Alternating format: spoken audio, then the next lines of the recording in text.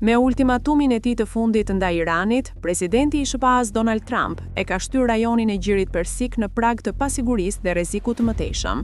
Lufta e Iranit, tani në javën e saj të katërt, ka parë mijëra njerëz të vrarë dhe të plagosur. Çmimet globale të energjisë janë rritur ndjeshëm dhe pjesë të mëdha të lindjes së mesme të trazuar janë përfshirë nga një dhunë e tmerrshme. Por ultimatumi i drejt për drejt i Trump i dhënë në platformën e tij Truth Social gjatë fundjavës se ai do të godiste dhe zhdukte termocentralet iraniane nëse Republika Islamike nuk e liron kontrollin e saj të ngushtë rreth ngushticës së Hormuzit, kryesisht i bllokuar që kur filluan sulmet e SBA-s dhe Izraelit ndaj Iranit muajin e kaluar, potencialisht hap një kuti të Pandorës me pasoja negative për rajonin. Një Iran sfidues, por refuzon të përmbush afatin dramatik 48 orësh të Trump, i cili skadon të hënën në mbrëmje dhe po zotohet për hakmarrje të shpejtë nëse kërcënimi i SBA-s zbatohet në të vërtetë, duke përfshirë kufizime edhe më të mëdha në korridorin strategjik të energjisë dhe pikën e mbytjes përmes së cilës rrjedh normalisht rreth 20% e naftës dhe gazit botror.